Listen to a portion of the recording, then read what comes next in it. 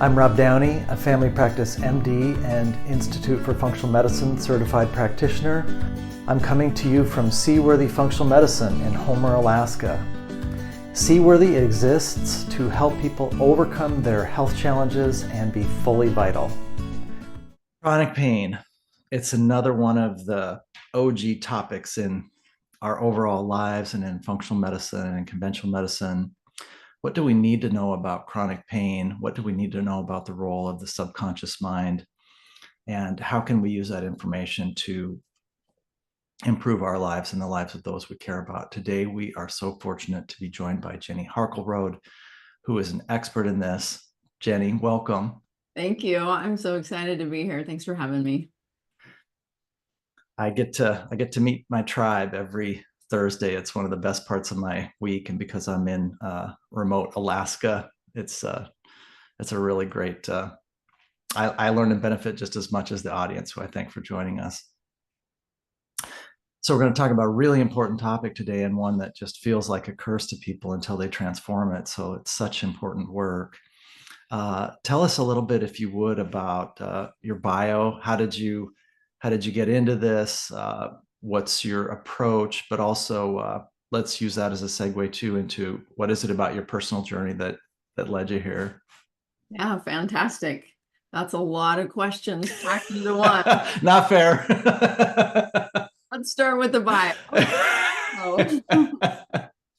My name is Jenny Harkleroad. I'm the owner of Balanced You, a wellness company in beautiful, sunny San Diego, and mostly been here my whole life. My husband as well. We've been married 30 years now.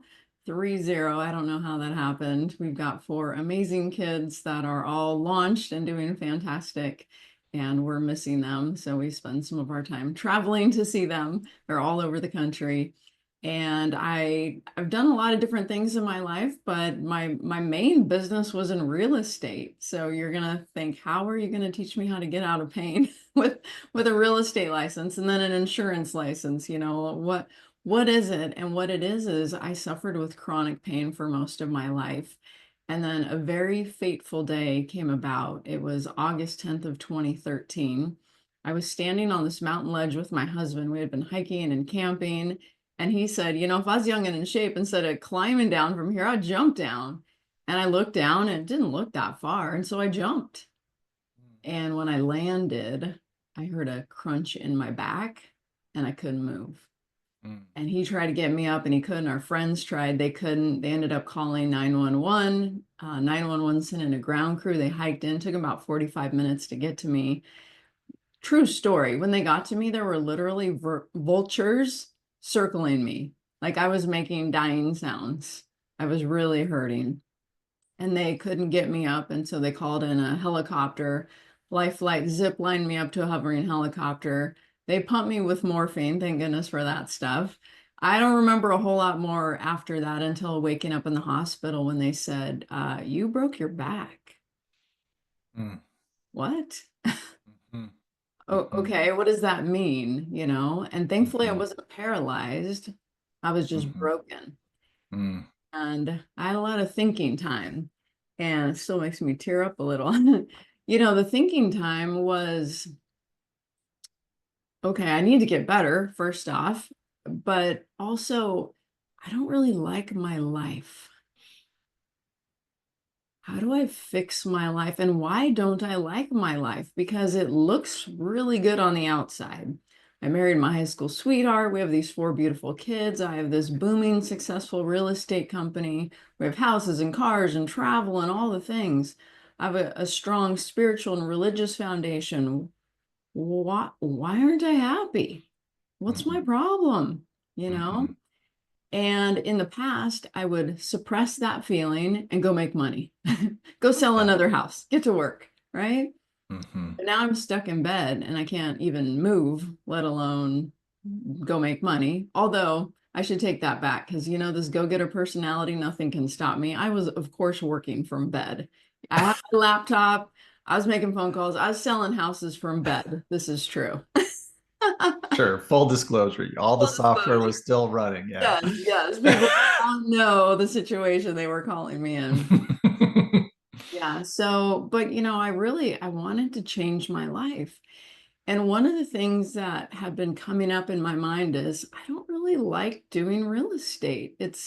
I don't feel passionate about it. I don't wake up excited about it.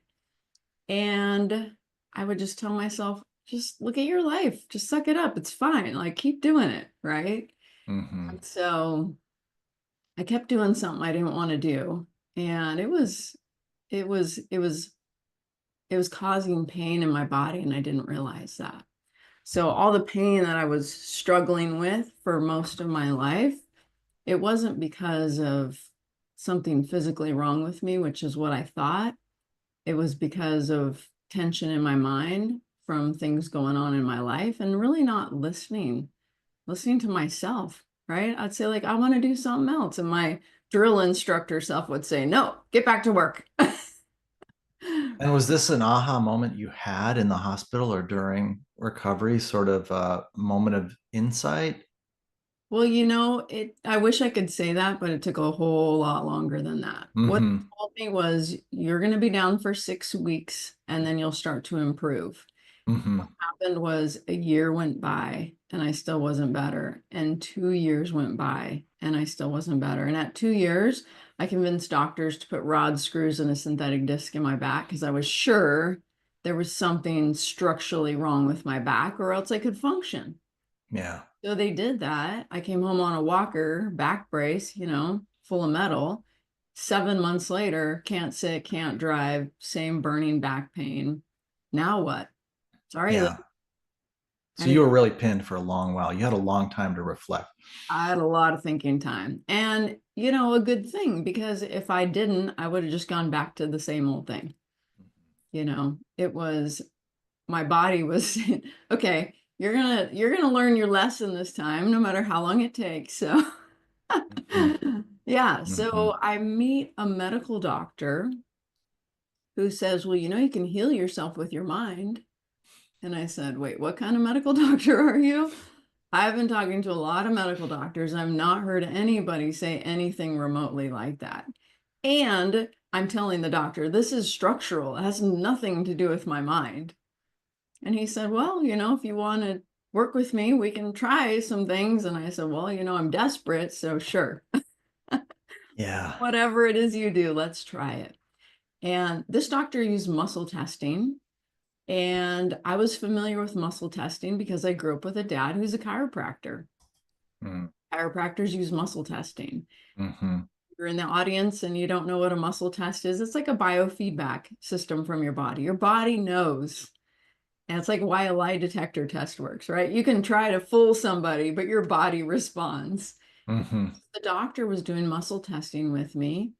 And with the muscle test, discovered that the pain in my back was emotional pain, not physical pain. Mm. And I was trying to make sense of that. What? How? And what emotional pain? It was very suppressed. I Yeah. don't have emotional pain. I don't know what you're talking about. I'm arguing with this doctor. And Yeah. well, you can leave or we can work on your emotional pain, and thus the journey began. Mm. And so, like so many thought leaders, so many people who show up, you part of your Genesis story was this bottleneck that you came through, and you must have been driven to serve others who could get there more quickly, or just if you're like me, you just worried if you didn't develop the expertise, they might never get help. Yeah.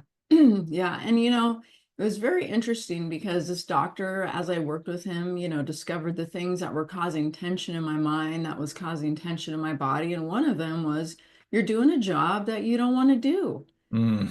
you know? Mm. And he Mm-hmm. stop selling real estate. And I said, well, how am I going to pay for my house? And he Mm-hmm. sell your house. Like, I mean, he made it sound like it was no big deal. This is a big deal. Not only Yeah. providing my income in this great lifestyle, but it's also, Mm-hmm. I'm pretty popular. You want me to just sit Right. down from being Miss Successful Popular? I mean, Right. come on. you know, it was tough. But what I discovered was, as I started to learn how my body was responding to what was going on in my mind, I would start Hmm. to walk towards my real estate desk and the pain in my back would get worse, like Hmm. drop to my knees worse. Yeah. And I, Yeah. oh, okay, I feel that. I get it. I get it. I get it, you know? Hmm. And so then he said, well, what are you going to do if you're not selling real estate? And I said, I have no clue. I mean, this is my thing. I don't know what I would do, especially with 4 kids. I want to stay with them. I don't know. Hmm. So with muscle testing, we discovered I might like to do what he does. I might like to help people solve their problems and achieve their goals and get out of pain and fix their relationships and overcome their addictions and all, Hmm. lose weight and all the things, right? Hmm. And Hmm. I thought, you know what? I actually would like to do that. And Oh, thus the journey began. I sold the real estate company, I sold the big house, and I started studying with this doctor. so cool. A lot of courage. Wow. That's what he always said. And I always told him, I think it's desperation. I don't know if it's courage, but either way, yes. Yeah. Fair. Well, our audience is going to be eager to hear about the tools in the toolkit. And again, like so many thought leaders, you've got a website, an app, resources, ways for people to connect to you. So that's always the good news on the Field Notes podcast is people can access these resources.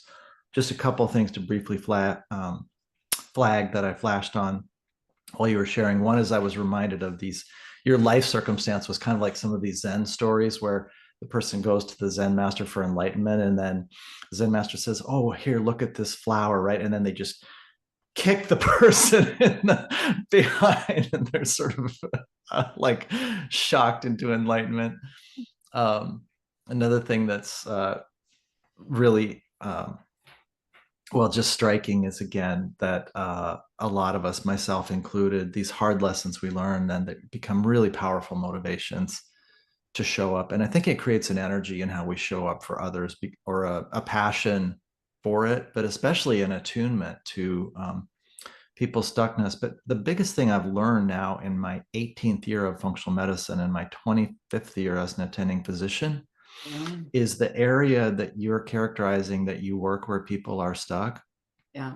This is this is the inflection point for my patients that who do not get better. This is why there Yeah, is a stuck loop running down in the subconscious or whatever layer people want to characterize it at. yeah, There's something that's not going well, and some people's transformation is chia pudding for breakfast. Some is getting mentally, emotionally, spiritually centered. Some is this courage of desperation or getting real about blessing management. You know, it really varies from person to person. But I just, for our audience, I want you to know if you're not getting better, the area Jenny's working, this is, I'm using this heart math tool all the time now in my practice because heart rate variability optimization is one of the life hacks that's worked really well for a lot of my patients. But let's get into it then. The tools you've developed, how they worked, what people could expect, because again, this is, well, in my practice anyway, this is the most important topic in functional medicine right now, this area of stuckness. yeah. For me, the biggest aha, I said that and then I thought of like three. Yeah, yeah. Yeah, a few of the biggest ahas were, one, that my mind could cause tension in my body and pain in my body. And just because I had pain didn't mean something was wrong with my body. Mhm. In our society, our knee hurts, we think something's wrong with our knee, we go get our knee checked out.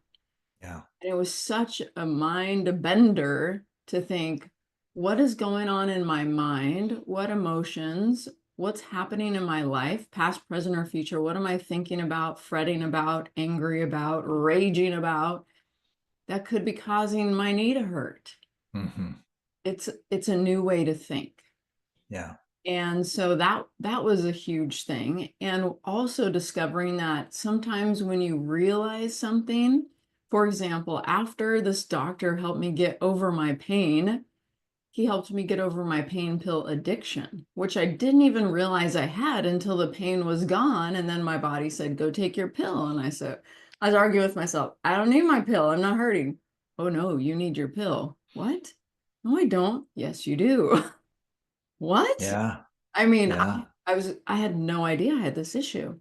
And so I was taking these pills every 4 hours, day and night, and it was just, I was addicted. So I went back to the doctor and I told him, and he said, okay, well, let's, with muscle testing, figure out why you're taking the pills. And I said, well, it's kind of obvious. It's because I'm addicted to them, right? Mm-hmm. He does the muscle test. He goes weak, showing no, it's not that. What? Well, Mm-hmm. okay, then why would I be taking them? And he said, just guess and we'll muscle test. And I said, okay, maybe I'm afraid to be in pain. Muscle test goes weak on that. No. Maybe I'm afraid of the withdrawals, right? I've heard that's bad. No, it's not that. I don't know. Why am I taking them? Well, here's something cool. Muscle testing is the training wheels of intuition. The more you muscle test, the more you just kind of information just flows to you. So he knew the answer and he was kind of waiting for me to get it and I was not getting it. And he said, "Well, let me give you," he goes, "I don't know for sure, right? Your intuition, you never know 100% sure, but I think I know. Let me give you an idea." And he said, "Maybe you're taking the pills because of a person." And I said, "What? Nobody wants me to take pain pills. What are you talking about? Let's muscle test it." Okay, I'm taking the pain pills because of a person and muscle test strong. True. Mm-hmm. What? And he Mm-hmm. goes, "Interesting. What person?" And I said, "Nobody wants me to take pain pills. I have no idea." He says, "Well, just guess someone." "I don't know. Who do you live with?" "My husband." "Let's muscle test that. It tests strong." "Okay, you're taking the pain pills because of your husband." And I was so confused. What? My husband doesn't want me to take pain pills. And he says, "Well, pain pills numb your emotions. How's your marriage?" I go, "Oh, oh, Mm-hmm. okay." Mm-hmm. Never took another pain pill after that day. Hmm. After that session, I never took another one. Now I had the Mm-hmm. withdrawals for a week and, thought I Mm-hmm. lost my mind, but I didn't. I was fine just because of the information. So Yeah. sometimes that when you were able to let the emotion or the information come to consciousness, or you have someone who can muscle test and give you answers, find the answers, it's so helpful. So Yeah. some of the work I did with him was that aha, that realization. But then what happened was some of the other areas I worked with him with, like for example, my marriage, I had 100 sessions, over 100 sessions with him about my marriage. It actually got worse. Mm. And you'd think, well, why? And the reason was because I had all these ahas and I thought, okay, now I know this is why this happens. This is why I say this. This is why I feel this way. This is why he Mm-hmm. acts this way. Mm-hmm. Then I could fix it. But what would happen is it was like this habitual pattern. And I would say, okay, when he does this again, I'm not going to get mad. And I would get mad. Dang it. How do you get unmad? I'm mad again, right? Yeah. I told the doctor, I said, you know what? I'm just going to leave. Like, I cannot, 20 years, oh my gosh, I can't take this anymore. And he said, well, you might want to go learn some processes to repattern your subconscious mind. And I said, okay, I don't know. Okay. I went online. I found a course that week. I left. I went to this 3-day course in LA. I came back. I see my husband, and all of a sudden I feel like I'm super in love with him again. And what? What is happening? What is going on? So I had a lot of subconscious programming and patterning that was negative. And, I blame it on my mother. Sorry, mom. But here I'm born this go-getter personality who wants to be in charge of my own life and blaze a trail. And mom's like, no, no, no, no, no. This is not how this is going to go. You're going to do what I say, when I say, how I say. So we Mm-hmm. had this like oil and water relationship. When I was Mm-hmm. 2, I asked if I could move out. I mean, Mm. seriously. She said, no, you're not potty trained. I said, pack the diapers. I will change myself. I'm out of here.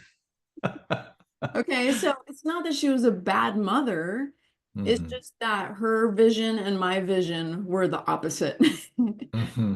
And so Mm. I was trying to be in charge and she was trying to be in charge.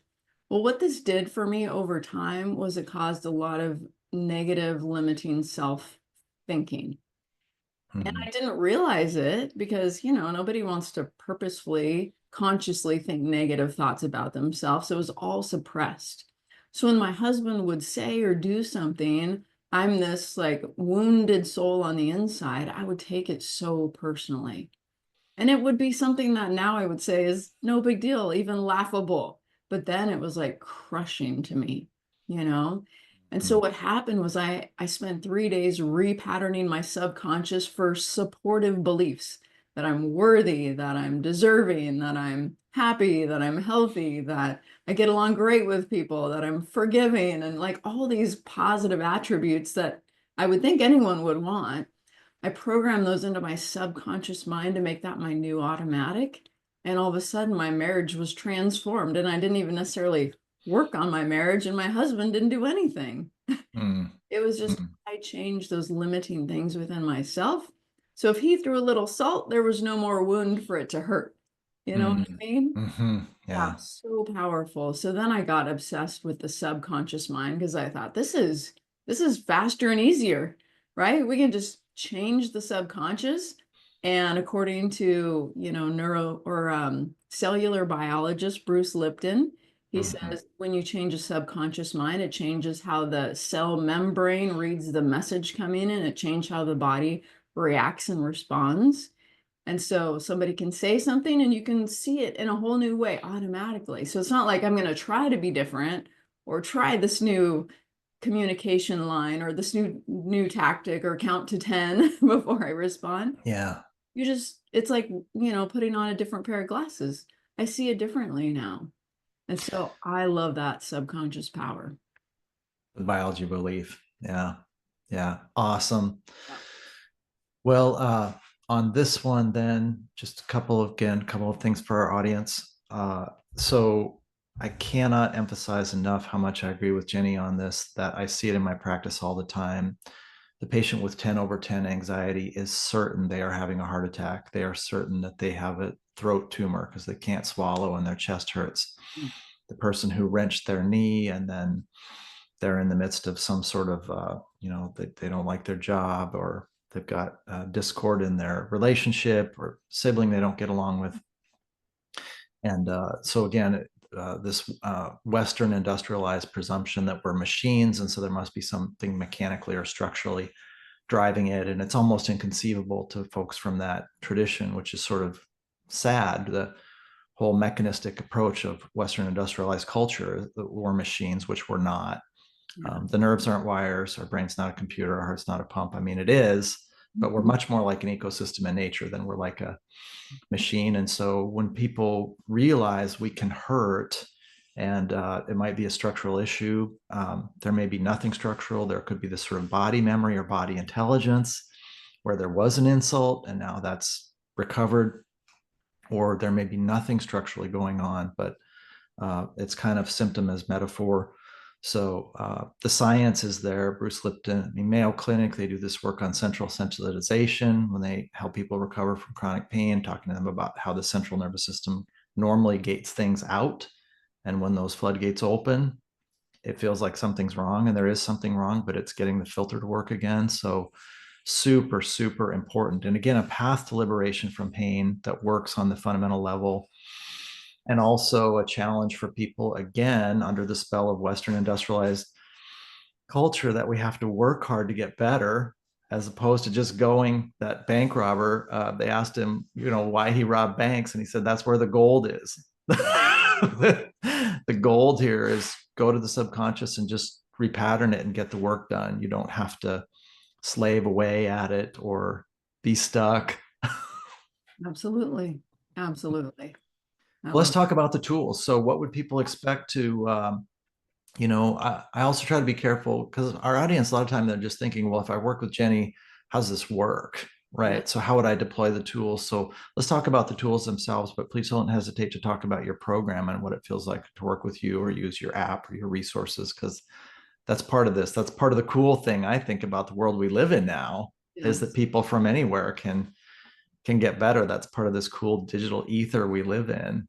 Yes. I'll give you a little example, a few things that have happened recently. So the work that I created, the subconscious change work I created, is called Summit Transformation. And I just created recently, like within this last month, I taught it for the first time, a new level of my work. And I had one of my staff be my guinea pig. And I said, okay, I just created all this new stuff. Can I do some of it with you, get your feedback? And so we jump on a call like this, and she's all snuffly and she says, I have a cold and I'm not feeling well. And I said, oh man, I'm sorry. Let's work on that. Right. So we do this process where basically, you know, I have a lot of different things that I do, but this new process was really awareness. Like, what are you feeling? And describe it. So she'd say, like, well, my sinuses are all stuffy. I can't breathe through my nose. When I swallow, it hurts in my throat. And it was like, just feel it some more and describe it again. And she'd be like, okay. All of a sudden, I feel like I can breathe through my right nostril, but still not my left. And my throat feels like the pain went a little bit lower. I'm like, okay, feel it and describe it again. And we go through this process like 10 times till it's gone. And she's like, I can breathe. My throat's fine. And I said, so were you actually sick? Or was this your body's response to something that we had discussed before we started working together that was a family issue that was stressful? So she thinks she's sick, so she's taking cold medicine or she's taking extra vitamins, but she's not sick. Her body's responding to her life. And so many times that's what's going on with people that I'm working with. It's their body responding, and it's, how would you know? You feel like you have a cold.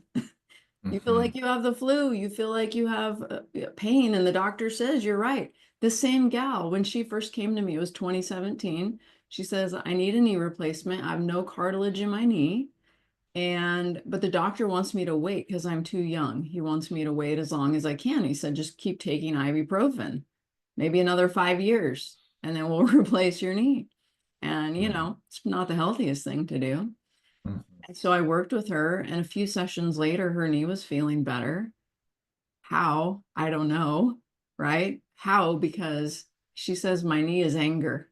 Whenever I'm angry at someone, my knee hurts. If I'm not angry, my knee feels great. She goes out with her dogs miles a day. This was 2017. Never had knee replacement, never did anything with her knee. It was emotional. Another new client that I'm working with, military. I was trying to explain to him that pain doesn't necessarily mean something's wrong with your body, even if a doctor says you have degenerative disc disease. That doesn't mean you have to hurt, because there's a lot of people that have that and don't even know they have it and have no pain at all. Yeah. And so he said, one time I saw this karate master and he told me to take off my shirt, and he took a stick and he whipped my stomach and it made a welt. And he did it again and it made another welt, and he did it again 4 times. On the 5th time, right before he hit my skin, he stopped and he said, look at your stomach. 5 welts. I hit you 4 times. 5th welt, that's fear.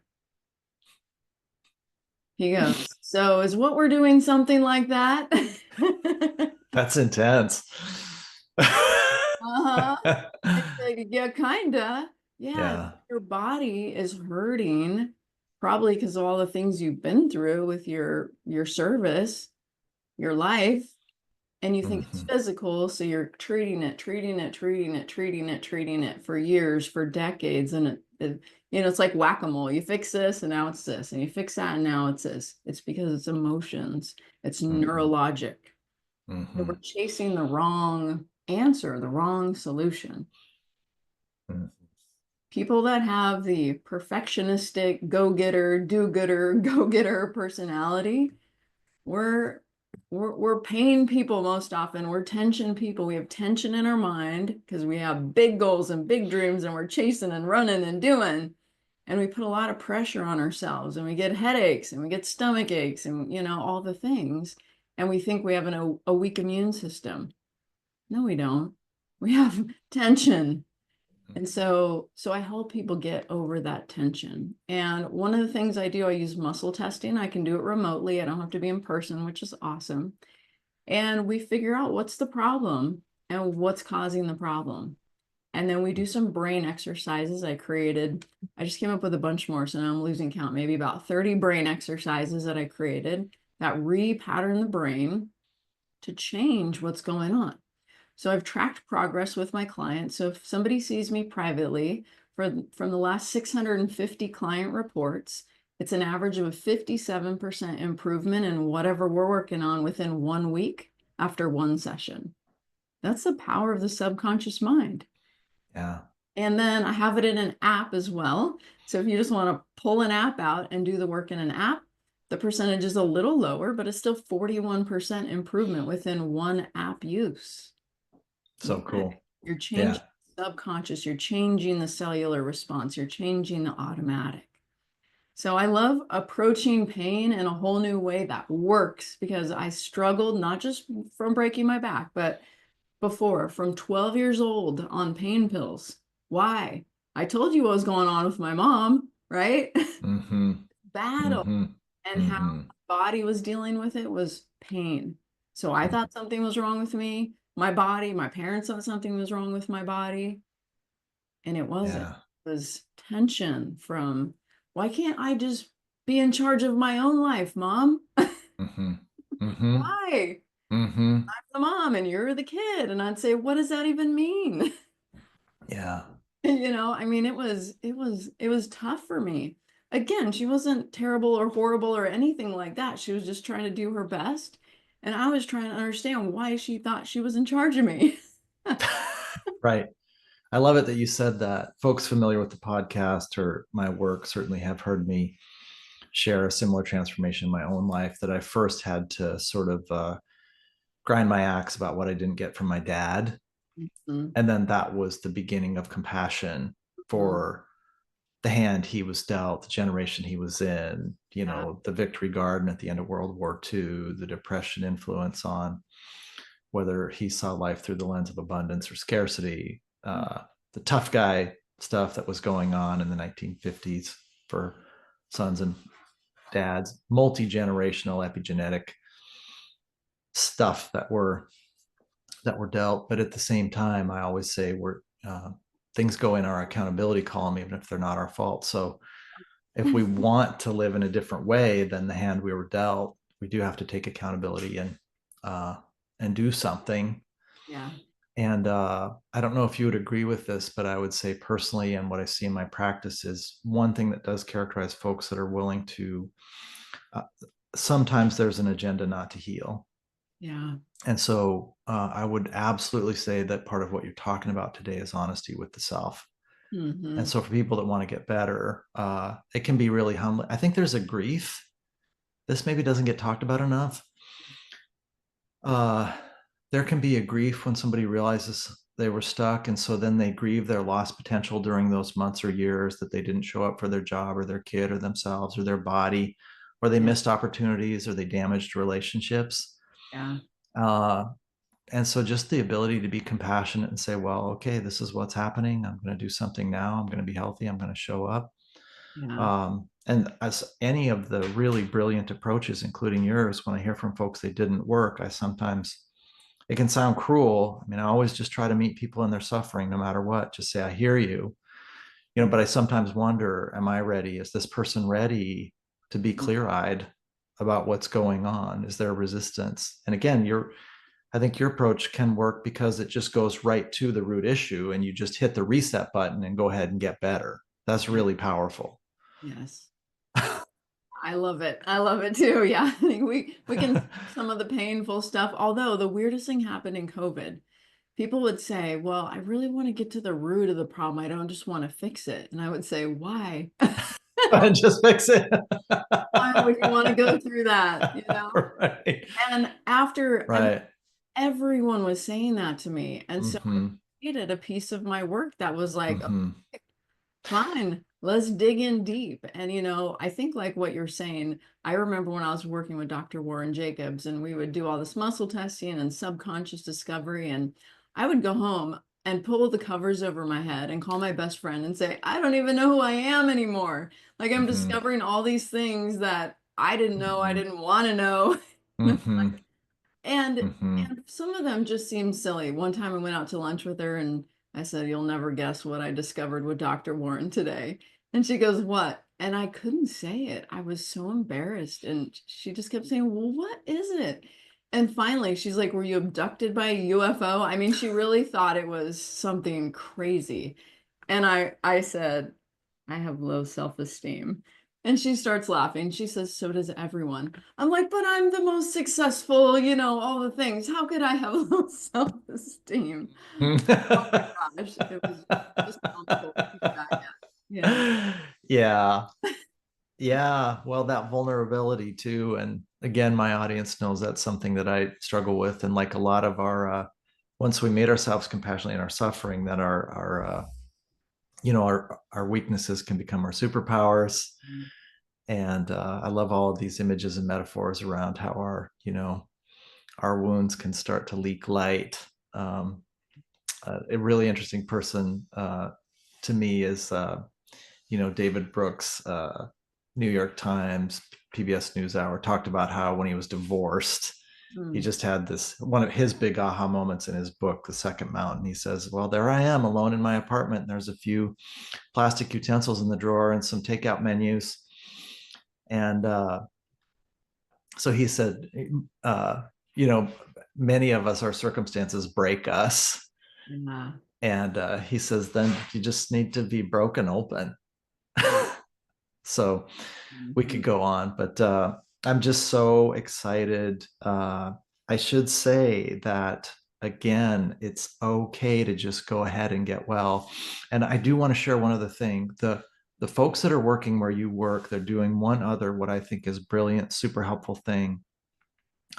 When Bessel van der Kolk developed this whole PTSD approach, the body keeps the score, then eye movement desensitization and retraining came out. And for better or worse, like when I survived a car crash, somebody ran into me, 130-mile-an-hour impact. They were going 65. I was going 65, survived it. And so I did EMDR to get over the PTSD, but I had to re-immerse myself in my trauma to get better. And fast forward, Amy Apigian, her work in trauma, her sort of key characteristic phrases, she says, you don't have to re-immerse in trauma to get better. And so this is kind of trauma recovery 2.0. And it's such good news for people who are deeply afraid that if they have to re-immerse, it's just not worth it for them, or they'll get stuck. And so I would say the best work happening in this area right now includes this characteristic that you described, which is it's just okay to go ahead and be well. Yeah. Yeah. How would you rather feel? It's the question I ask everybody. Get on a session with me, and that's, what do you want to do in your life? How would you rather feel? Let's create that right now. Brilliant. Yeah. Anything you wanted to share we didn't get to? I just want to say that you don't have to be stuck wherever you're at, whatever is getting in your way. Your life is a printout of your subconscious programming. Wherever life is simple, you have a subconscious program that supports that. And wherever life is difficult, you do not have a program that supports that. So I would recommend you get a subconscious program to support you in any area that you're struggling with, so it's no longer a struggle. And it's really freedom when you have that. I did the fake it till you make it kind of thing, but I was always faking it. I wasn't making it. And now I don't have to fake it. I can program my subconscious mind to be the best me that I can be. And I love that. It feels so good from the inside out. So let go of the struggle. You don't need it. And you know what do you want to do with your life? What's your purpose and your passion? Let's do that instead. Let's get rid of the pain and do what you're meant to do. Terrific. Where can people find you, Jenny? Yeah, I'm at balancedyou.org. You can also get my app. It's called Leap Transformation, Leap Like a Frog. It has a frog on it. It's in the App Store and the Play Store. You can get it there direct, or also on my website at balancedyou.org. So nice. Thank you so much. Thank you. Really. And thanks for all the light you bring. Thank you.